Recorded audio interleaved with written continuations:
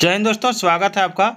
मैं आपके लिए लेकर आया हूँ घटना चक्र जीएस पॉइंटर सामान्य अध्ययन बुक, जिसमें मैं आपको भूगोल से आने वाले प्रश्नों को बताऊंगा। बार बार प्रश्न पूछे गए हो, ये सारे प्रश्न आपको कराऊंगा। तो चलिए स्टार्ट करते हैं। सबसे पहले हम लोग भारत का भूगोल पढ़ेंगे, जिसमें हम लोग भारत के भूगोल का क्षेत्रफल के बारे में जानेंगे और यहाँ के जो भारत के कर्क रेखा, अक्षांश विस्तार, ये सब के बारे में आज हम लोग पढ़ेंगे। तो चलिए स्टार्ट करते हैं। सबसे पहले हम लोग भारत का सामान्य परिचय में उसके क्षेत्रफल के बारे में जानेंगे। ठीक है, भारत का क्षेत्रफल। भारत के संदर्भ में सही कथन क्या है? सो देखिए, संसार का लगभग 2.4% क्षेत्र भारत के अंतर्गत आता है। ठीक है, और कर्क रेखा देश के बीच से गुजरती है, इसको याद रखिएगा। और जो अक्षांश विस्तार को 2 बराबर भागों में बांटती है। बहुत इंपॉर्टेंट टॉपिक है ये। और भारत के बारे में सही कथन यह भी है कि यह स्थल मंडल के कुल क्षेत्रफल का लगभग 2.4% भाग अधिकृत किए हुए हैं और 82.5 डिग्री पूर्वी देशांतर का उपयोग भारतीय मानक समय को निर्धारित करने के लिए किया जाता है। ठीक है, और क्षेत्रफल की दृष्टि से भारत का विश्व में स्थान 7वां है और भारत का क्षेत्रफल विश्व का लगभग 2.4% है।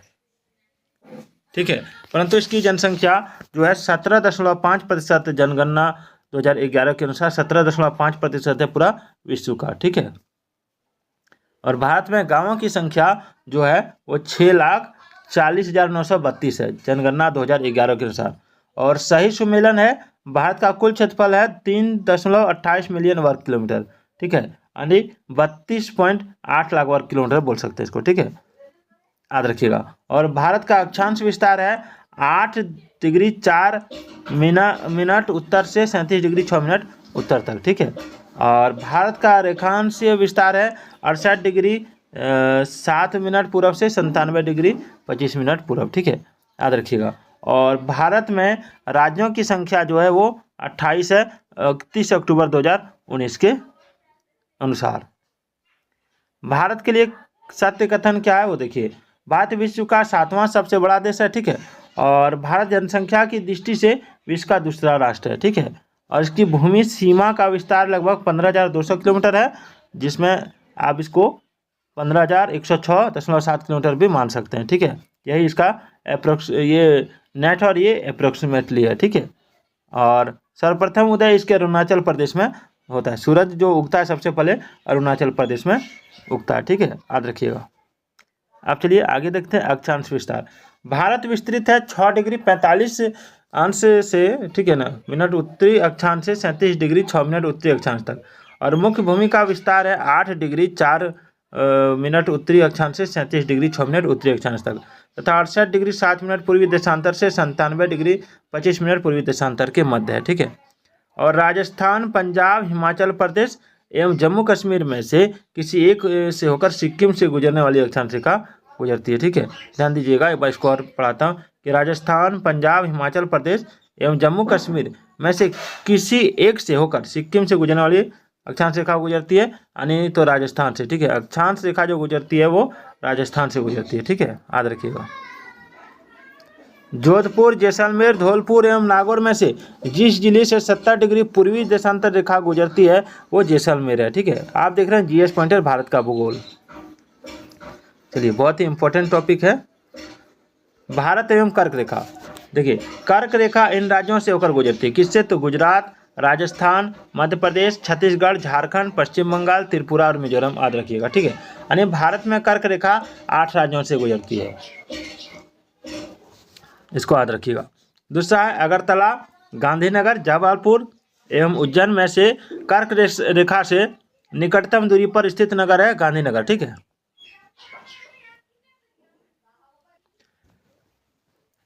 अब हम लोग पढ़ेंगे अगरतला।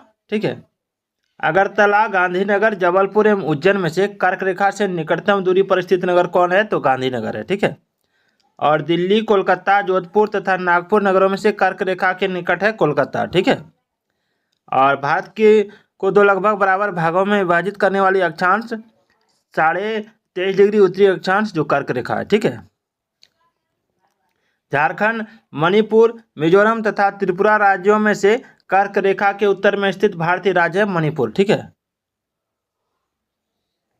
और हैदराबाद, चेन्नई, भोपाल तथा दिल्ली शहरों में से जून माह में दिन की अवधि अधिकतम होगी दिल्ली में, ठीक है। जबलपुर, अहमदाबाद, उज्जैन एवं वाराणसी शहरों में से कर्क रेखा से सबसे निकटस्थ शहर है जबलपुर। और माही, चंबल और नर्मदा में से कौन कर्क रेखा को 2 बार पार करती है? तो माही, ठीक है। चलिए मानक समय के बारे में जानेंगे। जब भारतीय मानक समय के आमतौर पर अर्धरात्रि है तो एक स्थान पर सुबह का 6 बजता है, ठीक है। और उस स्थान की अवस्थिति जिस आमतौर पर है वह है 172 डिग्री 30 मिनट पूर्व, ठीक है, याद रखिएगा। और गुजरात के सबसे पश्चिमी गांव और अरुणाचल प्रदेश के सबसे पूर्वी छोर पर स्थित वालांग के स्थानीय समय में कितने घंटा का अंतराल होगा? तो 2 घंटा का, याद रखिएगा, ठीक है। और सत्य कथन है कि औरंगाबाद का अक्षांश बड़ोदरा व पुणे के अक्षांशों के बीच है और चेन्नई की तुलना में बेंगलुरु की स्थिति अधिक दक्षिणावर्ती है, ठीक है। उसके बाद है रीवा, सागर, उज्जैन तथा होशंगाबाद शहरों में से भारतीय मानक समय देशांतर के निकटतम शहर है रीवा, याद रखिएगा।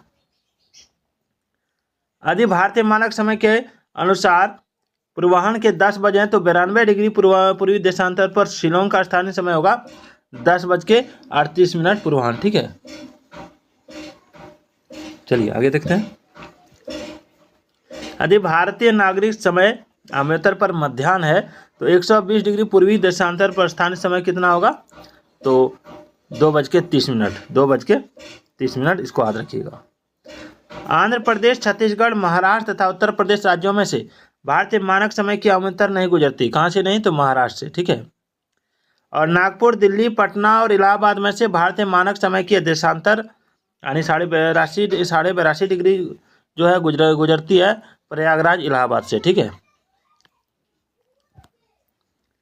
उसके बाद है भारत की परमाणिक मध्याह्न रेखा कहलाती है 22.5 डिग्री पूर्वी देशांतर।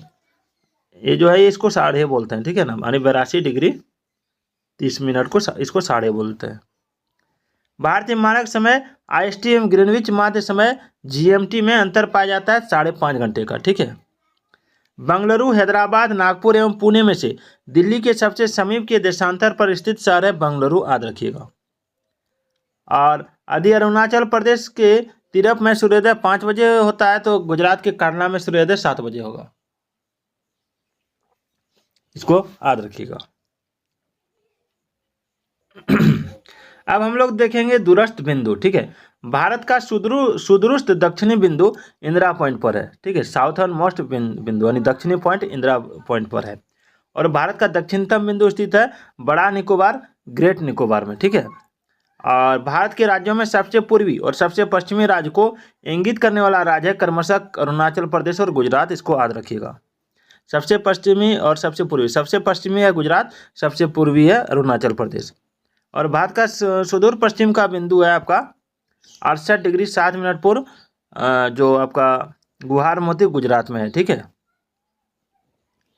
और भारत का वह स्थान जहां बंगाल की खाड़ी, अरब सागर तथा हिंद महासागर में मिलता है तो उसको कन्याकुमारी कहते हैं, ठीक है, तमिलनाडु में, जहां बंगाल की खाड़ी, अरब सागर तथा हिंद महासागर तीनों मिलता है। हैदराबाद, भोपाल, लखनऊ एवं बेंगलुरु में से वह एक नगर जो सबसे अधिक पूर्व की ओर अवस्थित है वो लखनऊ है, ठीक है। उसके बाद है सीमावर्ती देश। सीमावर्ती देश में असम, सिक्किम, बिहार एवं अरुणाचल प्रदेश में से वह भारतीय राज्य जो भूटान के साथ सीमा नहीं बांटता है तो वह बिहार है, ठीक है। और मेघालय, त्रिपुरा, मणिपुर तथा मिजोरम राज्यों में से वह राज्य जिसकी सीमा बांग्लादेश से नहीं मिलती है वो मणिपुर है। बाद बाकी आपका मेघालय, त्रिपुरा, मिजोरम की सीमा बांग्लादेश से मिलती है। और यहाँ पर आपका असम, सिक्किम और अरुणाचल प्रदेश की सीमा भूटान के साथ साझा होती है, ठीक है। और बांग्लादेश की सीमा से लगे भारत के राज्य हैं आपका मेघालय, असम, पश्चिम बंगाल, त्रिपुरा एवं मिजोरम, इसको याद रखिएगा। और सिक्किम, अरुणाचल प्रदेश तथा पश्चिम बंगाल राज्यों में से भूटान के साथ सीमा नहीं मिलती है। और मेघालय की वह भारतीय राज्य सिक्किम, मेघालय, अरुणाचल प्रदेश तथा पश्चिम बंगाल राज्यों में से भूटान के साथ सीमा किसकी नहीं मिलती है? तो मेघालय की। और वह भारतीय राज्य जिसकी अधिकतम सीमा म्यांमार से स्पर्श करती है अरुणाचल प्रदेश है। और अरुणाचल प्रदेश, नागालैंड, असम और मिजोरम में से किस राज्य की सीमा म्यांमार से उभयनिष्ठ नहीं है? तो असम की, ठीक है। और पाकिस्तान से सीमा बनाने वाले भारतीय राज्य केंद्र शासित प्रदेश हैं पंजाब, जम्मू कश्मीर, लद्दाख, राजस्थान तथा गुजरात। ठीक है। और नेपाल के पड़ोसी भारतीय राज्य हैं उत्तराखंड, उत्तर प्रदेश, बिहार, पश्चिम बंगाल एवं सिक्किम। और भारत के साथ सबसे लंबी स्थलीय सीमा है बांग्लादेश की। और असम, नागालैंड, मेघालय एवं मिजोरम राज्यों में से बांग्लादेश से अपनी सीमा नहीं बनाने वाला भारतीय राज्य है नागालैंड, याद रखिएगा। ठीक है। चलिए आगे बढ़ते हैं। भारत तथा पाकिस्तान के बीच सीमा निर्धारित की गई थी रेड क्लिफ द्वारा। और डूरंड लाइन भारत की सीमा निर्धारित करती है अफगानिस्तान से। और मैकमोहन रेखा सीमा रेखा बनाती है भारत एवं चीन के बीच। भारत तथा पाकिस्तान के मध्य सीमा रेखा एक उदाहरण है अध्यारोपित सीमा का। उसके बाद है आपका भारत और चीन की उत्तरी पूर्वी सीमा का सीमांकन करने वाली रेखा है मैकमोहन रेखा। और भारत श्रीलंका से अलग होता है पाक जलडमरू मध्य द्वारा। और नेपाल, भूटान एवं चीन की सीमाओं से मिलने वाला भारतीय राज्य है सिक्किम। और असम, त्रिपुरा, नागालैंड एवं पश्चिम बंगाल राज्यों से किसके 3 तरफ अंतर्राष्ट्रीय सीमाएं हैं? तो त्रिपुरा के। ठीक है। और भारत का अपना पड़ोसी देशों के मध्य अंतर्राष्ट्रीय सीमा के विस्तार का आरोही क्रम है नेपाल, पाकिस्तान, चीन और बांग्लादेश। और असम, सिक्किम, बिहार एवं अरुणाचल प्रदेश में से कौन सा भारतीय राज्य भूटान के साथ सीमा नहीं बांटता है? तो बिहार। ठीक है। तो दोस्तों आज का ये वीडियो कैसा लगा कमेंट जरूर कीजिएगा। कल का टॉपिक रहेगा भौतिक विभाजन। उसके बाद उसमें हम लोग भौतिक विभाजन देखेंगे, उत्तर का पर्वतीय प्रदेश देखेंगे। ठीक है। और दक्षिण में मध्य भारत की पर्वत श्रेणियाँ देखेंगे, फिर पर्वत चोटियाँ देखेंगे और घाटियाँ देखेंगे और दर्रे, हिमरेखा एवं हिमनद, फिर पठार देखेंगे। एक ही वीडियो में हम लोग इतना देखने वाले हैं। ठीक है। फिर तटीय भाग देखेंगे, फिर द्वीप समूह देखेंगे, उसके बाद अरब सागर का द्वीप समूह देखेंगे। ठीक है। इतना हम लोग एक ही वीडियो में देखेंगे। कल का वीडियो आधा घंटा से ऊपर होने वाला है, पूरा भूगोल पढ़ा के जाऊंगा। तो फिर मिलते हैं अगले वीडियो में, तब तक के लिए जय हिंद।